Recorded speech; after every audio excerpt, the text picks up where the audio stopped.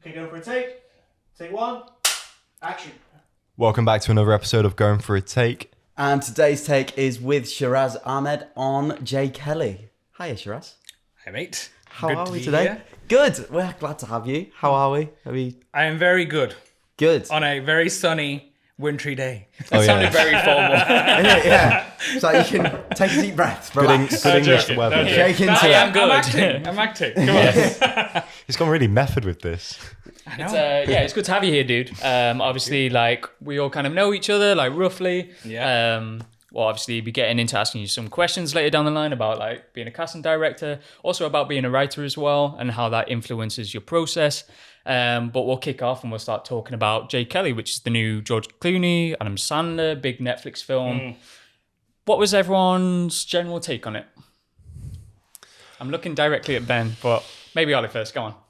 I really liked it. There we go. Nice. I thought it was like a really nice love letter to sort of old Hollywood, and I really appreciated the lack of computers used in it. It like so much of it was done practically, and I just adored that. And the acting was decent as well. Does that kind of, because obviously you've just made your own short as well, influence like how you kind of think about cinema a lot because you make your own stuff as well? What I would do with $1 million in my budget, yeah, is what I think Netflix about produce it. your short. I'm like, oh, if only I had the money that these massive studios have. But yeah, it was inspiring and to see like, oh, you can still sort of get whimsy and almost not hallucination, like dream sequences almost in camera kind of thing by just stitching a plane onto a theatre and like stitching a train onto a house and, you know, all of that, doing it practically. Shiraz, what did you think? I really enjoyed it, you know, because it was, for me, it's like one of those, it's just a dramatic film, but it doesn't like draw attention away from the main like story. Like it doesn't want to like shock and awe you. It's like, let's come in and actually get into the head of that character. And it was like a showcase for every single one of those actors.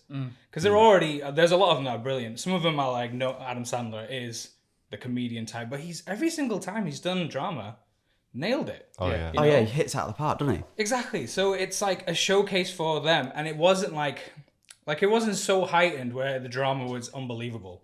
Do you know where sometimes you can just go too far and you're trying to force the emotion, but it felt real. Like every moment felt real. There were moments where, because there's parts of that film where I identify as a person in the industry, right? Because it's like the fear of not having enough time for your kids, you know, that kind of thing. It's very universal. It doesn't have to be like just for that character, but it is a universally understood thing. And it was done really well. Like every argument, everything had underlying messages and tones. And even like the bit at the end, which spoilers? Am I allowed to get Oh spoilers? yeah, full spoilers. Oh yeah, spoiler warning. Spoiler warning. Yeah, the bit at the end, you know, where they kind of like chase after the taxi, Yeah. Okay. and then they have that, you know, they're having that kind of conversation. You see the two characters that like they've grown apart, and you see it in the way that Noah's kind of Shoots filmed it. it. It's like a you know, wild- like he gets Yeah. out. You've got the two characters there, and it's just them talking, and they never kind of like they never go in, but it's enough because the actors are so subtle and still and interesting and real. Do you know what I mean? Yeah. So Absolutely. for me, it was like a showcase of acting ability. I think the word that stood out to me there was real. It felt like a real film. It felt like there was a real reality and a groundedness to it. For me, I felt like even though on paper George Clooney is the lead of the story, I almost felt like it was Adam Sandler's story because he sort of, for me, he grounded the whole film in a way. Everything revolved around George Clooney's character, but it almost didn't at the same time. I really appreciated the fact that the two conflicts came together and created this beautiful performance and this dynamic, which was a very what's not said performance. Yeah. Yeah, There was a lot of that. a lot. What's not said. Yeah, Totally left up to you as an audience member. But you know what? That's like part of my, you know, like whenever I do casting and stuff, that's part of my thing is, can you show me something, right? Just through expression and performance, and don't have to say anything. because in my opinion, that's like the best performance you can give me. 100%. You know, like there's loads of like words for it. I know people call it like the eye acting or whatever, but it's like there's people who can just look at you and express certain like thoughts and emotions, and you just get it, and you get it. But because it's like a film medium, you got to think about like, are we watching it on a big screen? Because everything becomes so big, right? So these subtleties are so important in these kind of mediums. There was a tip that you gave us last time when we did that little The workshop. about watching our tapes back on the TV, because that's what casting directors, or I think you said that you probably watch them on TV sometimes. I have a very big screen Right, to got watch all the tapes on. Whereas I'm used to watching it on my phone, so I Yeah, have no a lot of idea, like, people blow it do. up. What do I actually look like on the screen with that tape that I've just done? Yeah, lots of people do that. It's not like, because it is, sometimes you're on the go, sometimes you're flicking through. I just don't see the point. Yeah. Because I'm casting for the big screen. So maybe I should watch it on a bigger screen just to see, like, what the subtleties are, what your expressions are. Because that's what I pick up on sometimes. If someone's doing too much, I'll know quite quickly. It comes across, like, instantly on camera. But they won't clock it because it's just their natural instincts. So it's difficult. It's difficult. It is a skill. Not everyone's got it, but you can definitely train, to kind of like get better at it. In terms of the stillness and the subtlety. 100%. Loads of people train to do it.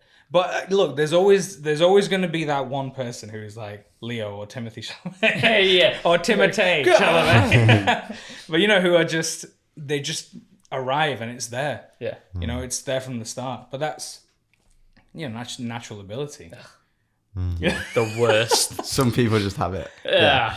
But yeah, with like Jay Kelly, there's that gorgeous bit at the end in terms of the subtlety, and I guess this was kind of alludes to what I was maybe going to ask, but it makes sense to ask it now as well, because there's a bit kind of near the start of the film about when just all these British actors just keep showing up, like Lenny Henry shows up.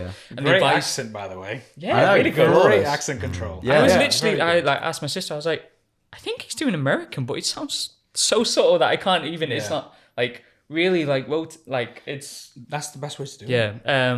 But it has that thing where he says, I just want you to be yourself, on the screen.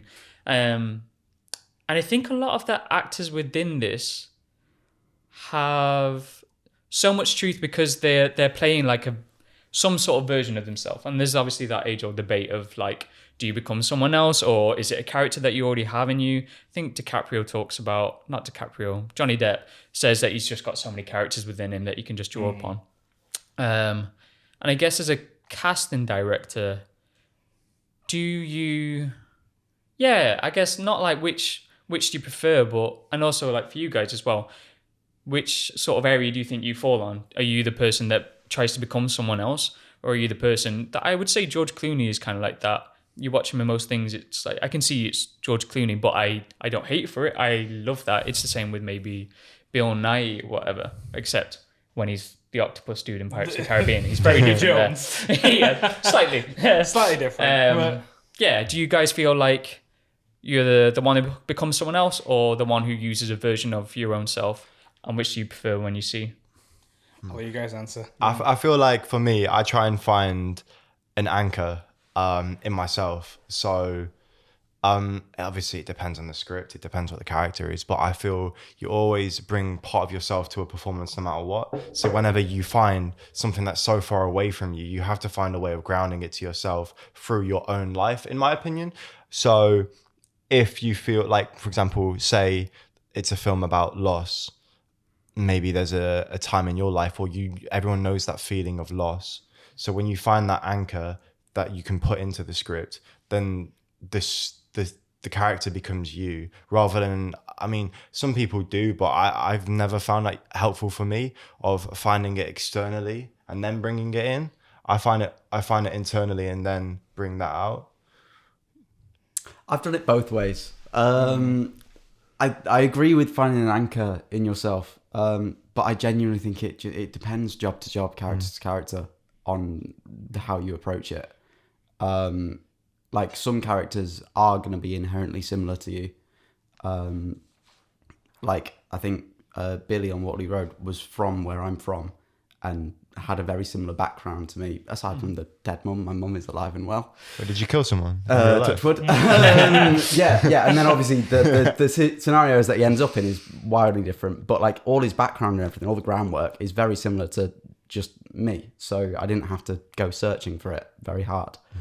But then there's been other characters like, you know, in The Last Kingdom or even All Creatures. I'm not a World War II soldier. I'm not a Viking, you know. But I think they're sometimes the more fun ones because you can sort of go searching for something that's completely different to you and experiment a bit more and just have fun with it. But also that World War II soldier was quite similar to me as well, South Manchester, like, you know. But do you not feel like even though it's so far away from you, it's sort of that full circle thing of the further away you go, the closer you get to yourself? No. Why? Because I've taped for some, I mean, I didn't book them, so maybe I'm doing it all wrong. But like, you know, I've taped for some mad characters and watching them back, I don't see any of me in that at all. Interesting, because that's what I love, because like I just wrapped on something recently and the character was so different to me. So I had to do so much research away from what I know about myself, which felt like I learned more about myself learning things that weren't about myself. So it sort of felt like a full circle thing of, even though these things are so far but away. Shiraz just go, does that make sense? it makes sense in my head. No. What did you actually just say? Can I just say something? Yeah. Your process is yours, right? And your process is yours, and your process is yours. As a casting director, I don't know how you get there. Okay? Yeah. However you get there, I see you in that moment where you come and audition for me. So however you get there is your journey, you know? So that's how you train and do whatever you need to do to get there. So like when people say like, oh, you need to train this and train that, I'm like, does it get you there? Cool. All right, fine. No problem. Because everybody's different. You know, like everybody has different mentalities. They need to do whatever they need to do to get to that certain point, right? To feel confident that this is the character I've chosen. So your process is yours. So it is like, it's fine if that's what you need to do to get there. Yeah. Yeah, cool. And it is a lot of the times the script as well. Because I always think it really does depend on what you're doing, like what the character is. Is it the script? What is it like? What's the intention of the character in that script? What's the tone of the script? Does it need to be heightened? Does it need to be really layered and dramatic and subtle? You know, because those are very different performances, isn't it? So whatever you need to do to get there, yeah, fair play. You know, I just think there's not one way to get there. There's 1,000 ways to get there. So pick your own. Literally. You know, because I think a lot of actors, what they do, and this is just me being honest, they overly complicate the situation, right? And I just think there's no need to argue. There's no need to say who's right, who's wrong, right? What gets you there is your own. So there's no one answer. You just have to find it. That's your journey at the end of the day. That's the journey that Jay Kelly went on. If you think about it, because basically he's having a crisis in that film, but he just doesn't know what it is yet. You know, so he goes on this journey and he's like, he is making mistakes. He is tripping up. There's that scene in that, you know, where he goes into the toilet in the train and he just says his name. And when I was watching that, I was just thinking, how interesting is this as a character moment, right? Because Jay Kelly is trying to figure out which version of Jay Kelly he is that day. You know, is he, because then he starts going, Cary Grant, Robert De Niro, you know, and he's kind of like, he's playing all these characters, all these different versions of him. Which one is he going to pick today? You know, he's just had a moment where he's just, you know, it's not gone down well, or if it's gone well, how is he going to react next? And then you just see, like, as he walks out and he sees his daughter and he's got that smile kind of plastered on. And there's, you know, so he's kind of chosen that character. He's going to be the calm, relaxed dad character as he walks through. And then confronts her. And then as he's speaking to the boyfriend, the French actor, who's, by the way, brilliantly subtle. Yeah. So subtle. Like, you could overplay that moment where you're like, oh crap, that's Jay Kelly. You know, that's one of the biggest movie stars in the world. And he's there, like, very calm, very chill, very composed. So Jay Kelly's character just doesn't know what to do with it. Yeah. Like there's a moment where he's probably like, do something stupid so I can go at you, but it's not. You know, he's very like chilled out. So he has no, like, he has this fake smile plastered on his face, and that's like a character choice that, you know, he made. And it's very interesting. But he could have gone with a number of different versions of that character. Do you know what I mean? So I just think for actors, pick what works for you, right? Throw away what doesn't, because everyone's going to be different. But when you get there, when you have that opportunity, show up, right? Do your work, do your research. However you've got there, show us what you're bringing to the table. Because that's the moment. That's the moment to do it. Before then, it's all talk.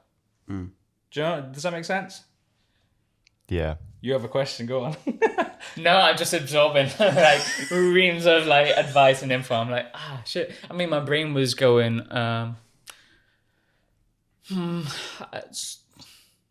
It's interesting just because I mean it's like an intellectual argument of how much to put myself into the role, and it's something that I've not quite found just yet. And also like you say, it's always going to be different depending on the role and depending on where I am in my life and the values that I have, particularly because we talked about it kind of, not ironically, but whatever the word is, in George's episode with Bakari, George Bakari, obviously, George one of your Bakari. mates. The man, the myth, the legend. The legend. In terms of like finding a way to balance like work life, and obviously this goes into it so much. For anyone watching, I pointed at my TV. I wasn't just pointing at Ollie. And it's something that I've really tried to work on this year in terms of finding how to make the life outside of your career as fulfilling as the life inside of it. I think there was a Harrison Ford interview that I saw the other day, which is that when he turned up to auditions, people liked him because he had an interesting life outside of it. He was a carpenter as well. He wasn't desperate, I guess. He wasn't like, which, you know, it's hard. You can't argue with your brain when you are desperate for this gig because you've been out of a acting job and you've not been fulfilling your passion for however long. It's hard to not accept that, yes, I do have some level of desperation to get this. That's fine though. Yeah. That's fine. You want it. Yeah. You know that. So back on the film, that scene where they're all sat, you know, all those kids are sat auditioning. Every single one of them is doing the exact same thing. They're desperate. They're shaking. They're nervous. It's fine. You want it, right? But that sometimes can trip you up in the room, right? So when you walk in, suddenly it's all real. It's so real, and there's these people who are just like names on an email or IMDb or whatever. And you don't know what they're like, what their day's been, you know, where their head's at, and you just have 2 minutes, maybe 10 minutes, maybe 20 minutes to really, showcase yourself in the best way possible. So I think that's kind of why my take on that moment was with Jay Kelly when obviously he's the younger guy in that moment, and he's just there to like read in for his mate. So he doesn't have the nerves, he doesn't have everything else going on in his head and all the pressure that he's like literally put on top of his shoulders and like freezing because the other guy is so nervous because he wants it so bad. And he goes in and he just reads and then he goes, you know what, fuck it, let's go for it. And that kind of energy I think is really useful within the audition room. You've spoken about how you go out and like talk to people before they come in just to put them at ease so they can do their best job.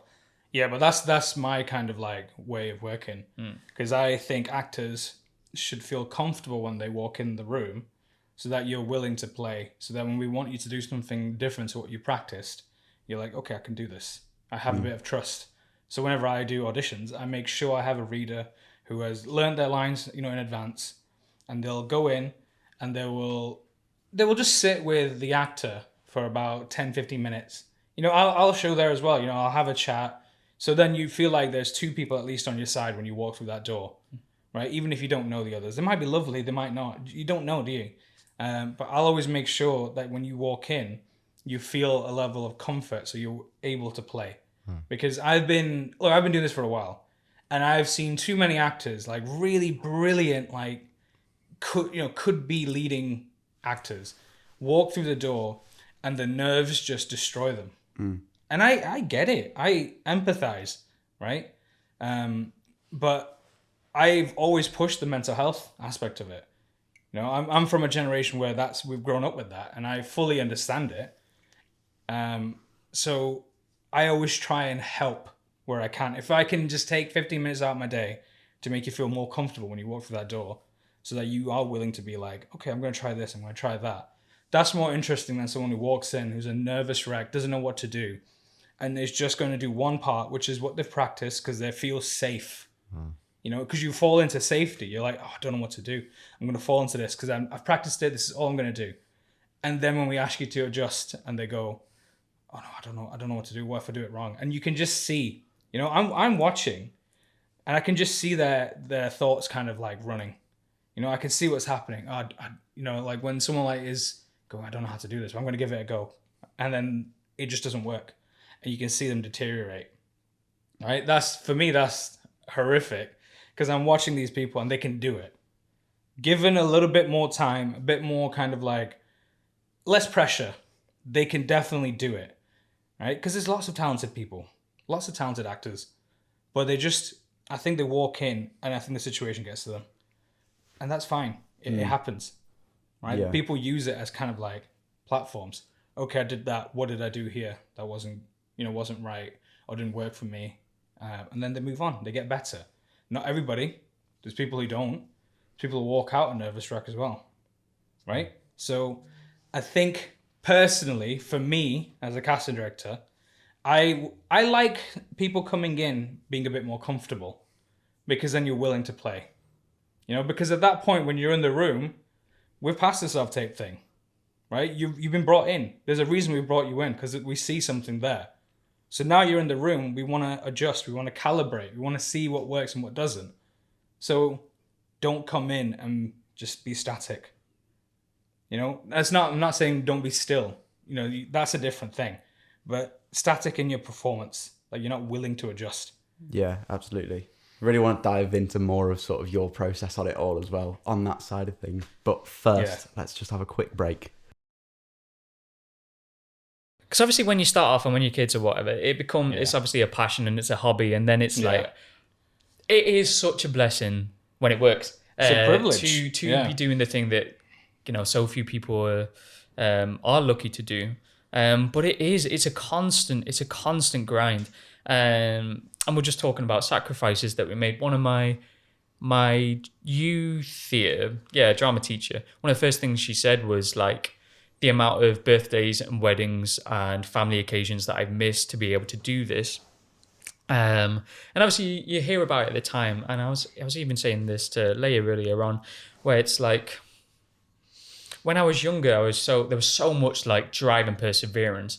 And it definitely affected relationships. And then you watch a film like this and it's like the fear of, to get to the point that I want to get to, do I have to pick and choose? Obviously, within the film, there is Patrick Wilson as well, who has his family, and he might be second in the ranking of like top actor, but he's kind of got both, and it's a choice of what kind of actor do you want to be, what kind of person within the industry do you want to be? Do you want to be that person right there, or do you want to have both worlds? I don't know if you guys resonated with the film in that way as well. I think like identity is a big thing for a lot of people, including myself. And I feel like sometimes I get caught on that. When you focus on the work too much, you use it as a way of coping. And sometimes the best things you can do for your work is to take a step back, to take a step forwards, to take 2 steps forwards. Got you. And so for example, for me, I like traveling in between work. I like doing a little things where I wouldn't get to do it every day. So when I do it, I'm like, oh, that's nice. Like, for example, like these guys know because I talk about it a lot. But you find yourself in Thailand. I did. Yeah. Did you go to Thailand then? But I like going on little solo trips just in different countries and purposely do nothing work related just for that period. And I feel like in that period, I learn more about my work and myself than I do when I'm actually reading and doing the things that we do to get to places we want to be. And And it's interesting because you get that question of, so what do you want to do? And you sort of always know the answer. But when someone goes, so who are you? You sort of have to think about it. And I find that a really interesting debate, because who are you outside of work is more important than who you are in your work. But sometimes you get lost in the fact that because you're chasing something which is so hard to achieve, you forget who you are. And I think in like Jay Kelly, he sort of put so much of himself in his work that he loses his identity outside of work. So he has this crisis of, who am I? And that's what the whole film's about, really, from his perspective of, who am I? In terms of the film as well, obviously coming from like watching it as a casting director, how do I word this question? I guess, what do you think in terms of the casting kind of aspect of it? How do you approach watching films? Do you kind of go, oh, I can see why they've chosen those kind of actors for the tone of this? Or do you go, oh, okay, that feels like against their usual type, but I can kind of understand their logic and their reasoning? I never actually break down other people's films like that, if I'm honest. Yeah. Purely because, those actors have got those jobs for a reason. Some people are execs, so they're automatically attached. They've not had to do anything. And sometimes at that level, they're just names. So they probably haven't auditioned for like 30 years, right? The dream. The dream. Yeah, the dream. It's fun. It is very, I'm certain that if you're an actor, you suddenly get a straight offer, you're like, cool. It's just cool. They just trust your ability. And I think a lot of those actors in that film have done a lot of really good work in the past, which has really helped them. What I do look at is how interesting that, Against Type. I do watch that because there's a lot of actors who get, typecast, and it happens at all levels. It doesn't mean that you're only going to get typecast at the very top. There are people who go, I'm only ever brought in for like doctors or, policemen and stuff like that. And they go, how do I break out of it? Sometimes you can't, okay? Sometimes you have to do the job, right? And then get the next job. And then get the job after. It's never a sprint. I think that's one of the main things I see a lot of younger actors not realize. So I like to sometimes go in and just kind of and break them. No, I'm very honest. I always go in and go, this is how it works, guys. Because I just don't like the idea of someone saying to an actor, go chase your dreams. And they go, but how? And I'm like, no, it's all right. You got this. Okay. How's that helpful? Yeah. You are helping them with, yeah, go chase your dreams. When they say, how do I get there? Then you should help them. And I think that's important when you're starting off, because you have to be realistic when you walk into this industry. Sometimes you're going to fly. Sometimes you have to crawl. Sometimes you have to just wait. It's the luck of the draw at times. Sometimes you're the right person at the right time. There's 1,000 things that are happening in casting, execs having their own thoughts, publicity wanting someone for, a certain thing because they've been in this soap or because they've been in this thing. There's 1,000 things that are happening. What can you control? You can't control any of these things, can you? You just have to just do your bit, on to the next. And then the other thing I always say to actors, and do you know what? It's interesting because, again, in that film, there was a lot of, because he was kind of, like, there's actors who wait around for an opportunity. So, like Patrick's character, though it's because he's like a level down from Jay Kelly, right? He's not as accomplished. He's not the name who everyone's going to go, oh my God, that's him. Okay, and he's always waiting. He's waiting for the opportunity. That's why he tells his agent, doesn't he? I feel like I need someone hungrier, because I'm always waiting. And he just fires Adam Sandler's character because he wants someone to get him that job. Okay, I always think there's a reason sometimes when that happens, right? Because you have to be proactive. As an actor in this industry, you have to be proactive because there's a lot of people who wait and just wait, and then they become bitter. And it starts to affect you personally. And I'm watching tapes sometimes, and the decisions and choices that are made, sometimes it is born through frustration. Do you know what I mean? So it's kind of like, I watch them and I just think, is this because you haven't worked for a long time? It's fine. It's not a problem. but they want it so bad. They want it real bad. I just sometimes think you can't control that. You know, can't control it. So have fun. Go and enjoy yourself. Go live. Go to Thailand. You know, whatever you need to do, just kind of go and live and just kind of love and laugh and whatever you need to do. It's my eat, pray, love. You know that? As you said that, I saw it like a rug. Eat, pray, love. Live, love, laugh. No, but it's interesting, isn't it? Because you see how much that character wants it. You know, how much he wants his whole family around him so they can join in. And there is an element of he's managing that, but there is that kind of like, I want more. You know, I need more. Whereas Jay Kelly's character is at the top. What does he need? He needs something different. He doesn't need career. You know, he needs more human needs, right? But at the end of the day, everybody does. You know, and I always see actors who forget that. You know, they just want it so bad, and then they kind of forget everything else. And that's fine. That's fine. But go and live. You know, go and have a life. Because that does help. You know, if somebody has gone away and has had a kid, and they suddenly come back, now they know what having a kid entails.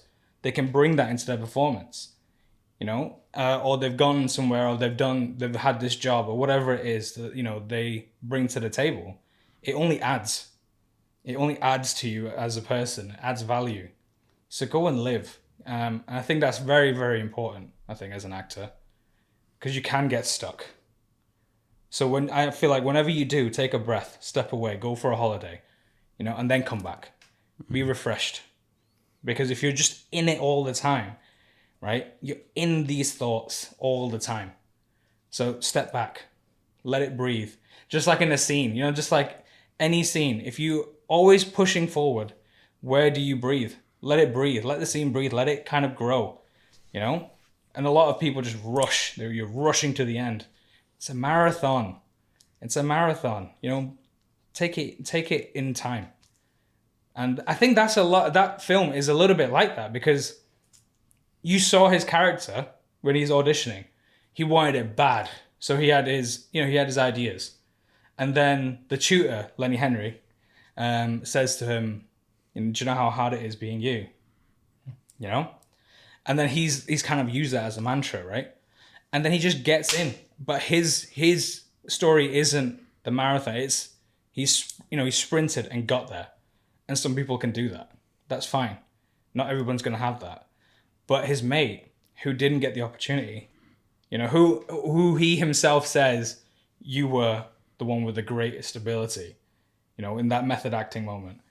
And Billy was so good as an actor in that. You know, if you look at some of his interviews, he's like, I'm not a method actor, so he had to learn how to be a method actor to play that role, which I find quite interesting, because he's like, I've been doing this for 30 years, and it's fun that I've been able to add more and learn more, you know, to this thing. And there's always like room to grow. But that character just wanted it bad, and then never got there. Right? If you want it bad, there are things, you know, you have to really go for it. It's something, it's not the easiest thing in the world. It's a privilege when you get it, but you have to keep going. You have to keep going. You know, it's just a very interesting film. It's very indicative of like mental health as well. And that entire moment for me, when they were just clashing, and it was that kind of, in the bar, they were friends again for a moment, and then it seeps out, and it felt real. And then you kind of drag out the resentment that he's got. And never feels forced.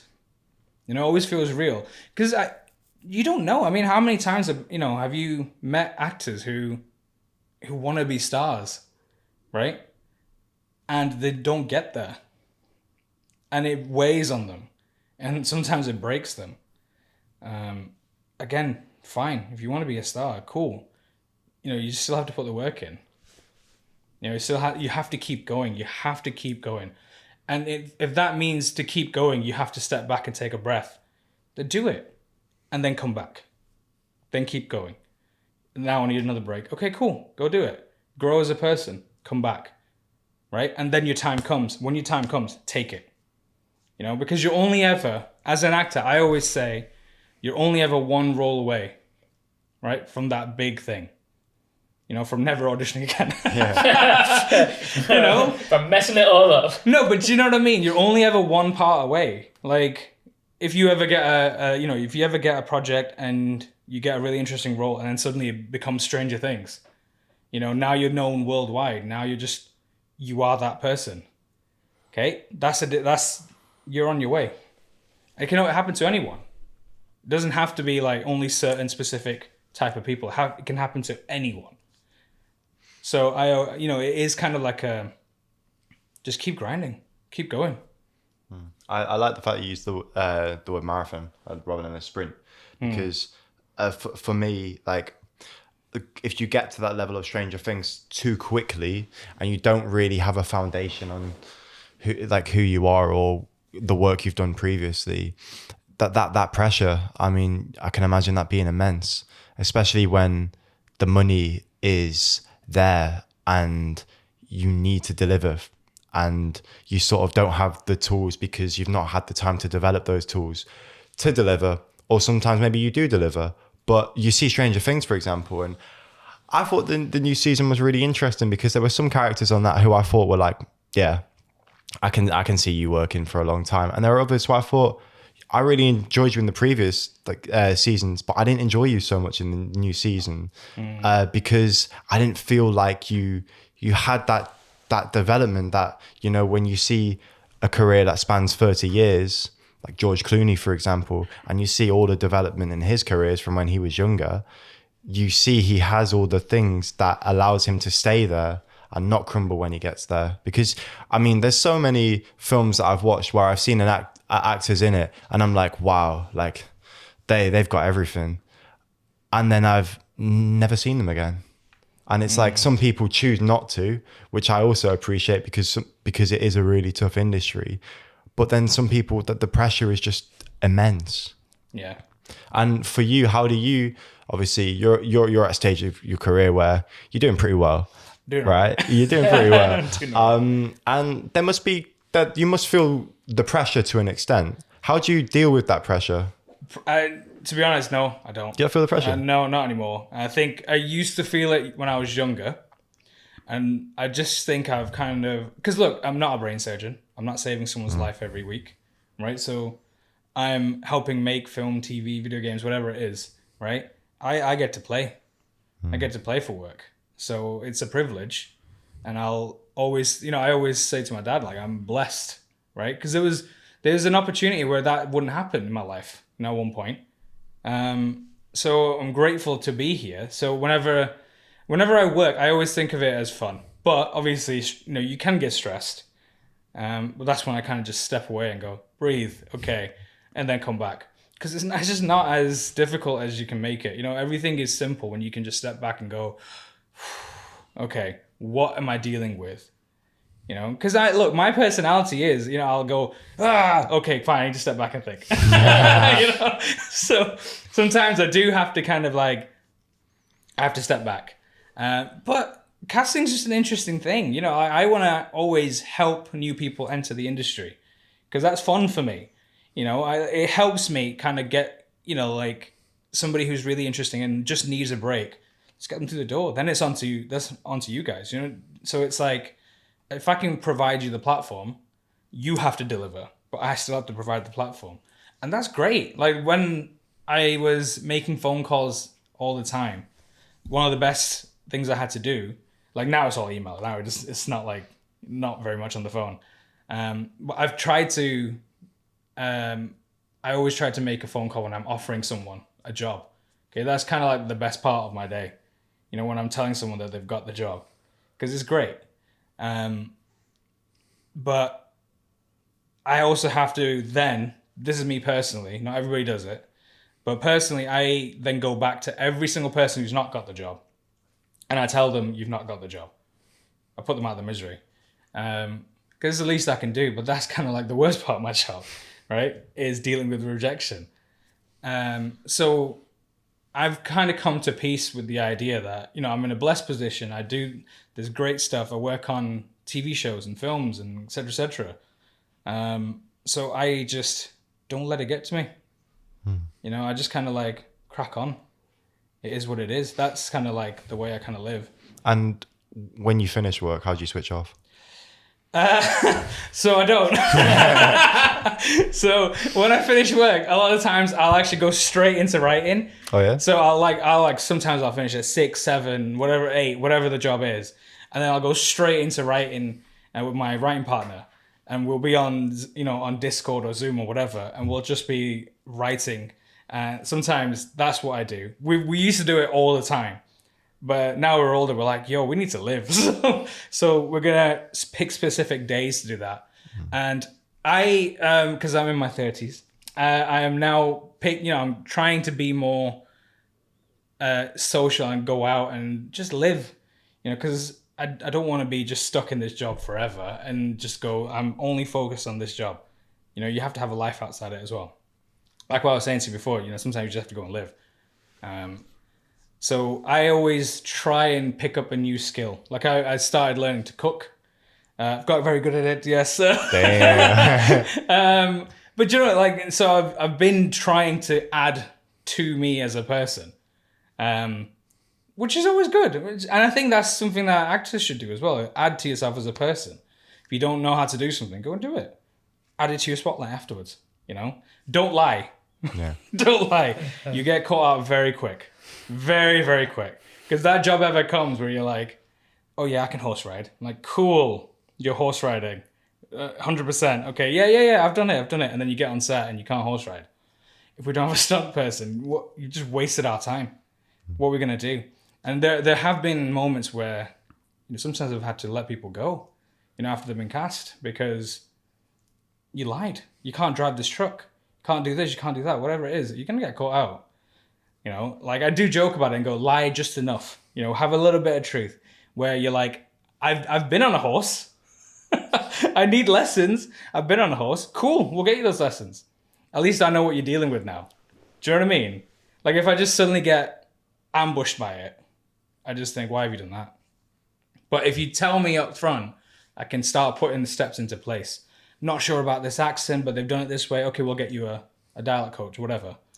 Or we'll get you a horse riding coach or whatever it is you need to get. Or, there was a time once where a guy, no names, just couldn't drive. After we wrap. Yeah, couldn't drive. And I'm like, yo, your entire scene is driving. What does it do? And then, I only found out midway through the recall. And I just sat there and looked at the director, and the director's like, can't have him. He's brilliant. Can't have him, though. Talk yourself out of the job. But it's good to always add to yourself as a person. So that's kind of like what I do after work, really, is just I go do something fun. I go socialize. I make sure, now I make sure that I see my friends. Because at one point in my career, my friends were like, oh, so we'll see you next year, yeah? I'm like, oh, okay. Good joke, but... I was like, oh, okay. Backhanded, but all right. Because it was fair, because I was just never around. But yeah, you have to go and live, and I think that's what that film is about a little bit as well, because there was moments where when he meets that lady, in the second part where he falls in love, even though he's married, he falls in love with that actress. Okay. Yes. Yeah. Right? Yeah. He's never at home. Like his first marriage, you see it, it's like he's never there. His daughter, his older daughter, her main thing is you don't want to... Do you know how I know you didn't want to spend time with me? It's because you didn't spend time with me.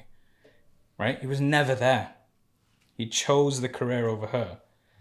But the second one is different. Like he's trying to make a change. He's trying to be involved in her life. And she's a very different kid compared to the first child. So you see that kind of like that switch. And it's very interesting. Very interesting, because I think there's a lot of actors who probably have to deal with that. Because you learn as you crack on. What a lovely message to end on. Do we have how many? We got a couple more minutes. I'd say ask one more question. Okay, cool. It's just like an extra little bonus one. I wanted to do a quick fire round of everyone to just be like standout film or standout couple of films from this year. Xmas special, baby.